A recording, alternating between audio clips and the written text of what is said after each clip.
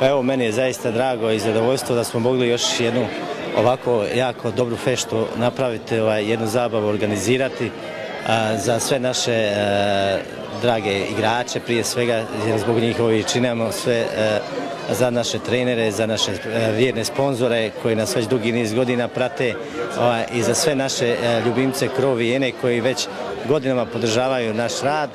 I evo, mi ćemo se sa naše strane potruditi zaista i u budućnosti da tako nastavimo, da svojim organizacijama udovoljimo svim ovim našim posjetiteljima tako da bi oni bili zadovoljni i da nas uvijek vrate na naše zabave.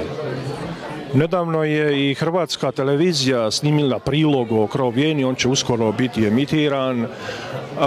Novine su ovdje pohvaljene izuzetno, ovdje su eminentni gosti od veleposlanice do uvaženih ljudi, gospodarstvenika, doista nešto što daje nadu i uvjerenje da klub raste svakog dana sve više.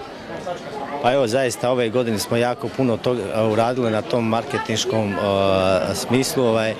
Pokrenuli smo i te novine, pokazalo se jako uspješno, jako pozitivno ocjenjeno u gradu od jako uglednih ljudi koji prate i razumiju se u to novinarstvo.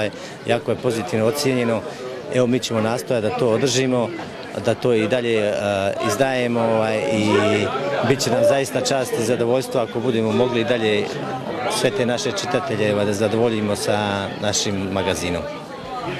Još nešto, polusezona je, evo, zadnje kolo završilo, sutra još djeca će završiti polusezonu. Prva momčad je na 3., 4. mjestu, mladež je pri vrhu, možda je izmaklo prva pozicija za prvoj momčadi, ali ono što možda još bitnije, mogu li se djeca vratiti u B ligu Bečkog nogometnog saveza? Pa evo, mi se nadamo se, radimo na tome, zaista smo se koncentrirali na taj naš omladinski pogon i ja se zaista nadam da ćemo u tome i ustrajati, da ćemo uspjeti to do kraja sezone da zadržimo u prvu poziciju. Neće biti lako, bit će sigurno velika borba do zadnjeg kola, ali mi ćemo sa naše strane sve učiniti da bi mogli ostati pri vrhu i da sljedeće sezone uđemo u Ligu mladežu, u veći rang Ligi mladeži. A što se tiče prve ekipe, to je kako jest, pri vrhu smo već par godina, riješili smo i ove godine bez nekih velikih pojačanja da uđemo u sezonu, da vidimo šta možemo napraviti. Imamo tu možda 1-2 ozbiljna kluba u ligi s kojim teško možemo parirati.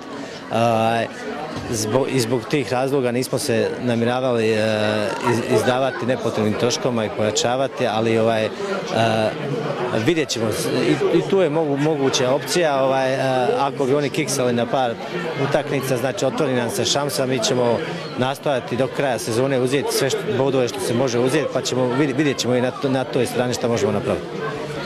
Božićna zabava Krov Vijene je jedan od temeljnih, rekao bih, ovako slobodnih aktivnosti, ali koji na jedan određen način je prezahtjevan u organizaciji. Međutim, tu su još 2 međunarodna turnira, jedan dvoranski i onaj koji će biti održan za 1. svibanj, Međunarodni praznik rada. Za dvoranski turnir krajem siječnja javilo se po nekim naznakama praktično 55 ekipa. Pa da, mi ovu našu zabavu održavamo svake godine tradicionalno kao završni čin jedne sezone, a ujedno sa tim i kao božićnu zabavu malo za naše igrače i sve naše sponzore i prijatelje našeg kluba. A što se tiče našeg tradicionalnog zimskog turnira koje održavamo svake godine, evo i tu smo na vrijeme počeli, hvala Bogu, na vrijeme smo počeli da se pripremamo, na vrijeme smo krenuli u organizaciju, prijavilo se preko 50 ekipa i ja sam uvjeren da će i taj turnir biti jako uspješno odrađen, tako da ćemo i sa tim projektom uspjeti. Spojen je također jedna dobra nit sa Središnjim državnim uredom za Hrvate izvan Hrvatske.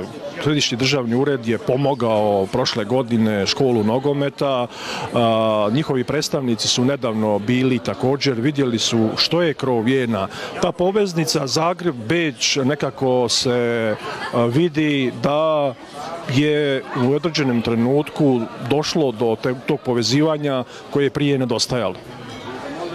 Pa evo, zaista mi je drago da smo uspjeli konačno i taj kontakt uspostaviti sa uredom u domovini i ljudi su bili tu kod nas, zaista su prepoznali, ostali su zadivljeni sa tim što imamo, puni su riječi pohvala i to sve i zaista nas motivisali da nastavimo sa radom i rekli su da možemo računati na jako dobre potpore sa njihove strane i ja se nadam da nam je isto jedna jako dobra i jako bitna motivacija za daljnji rad kluba.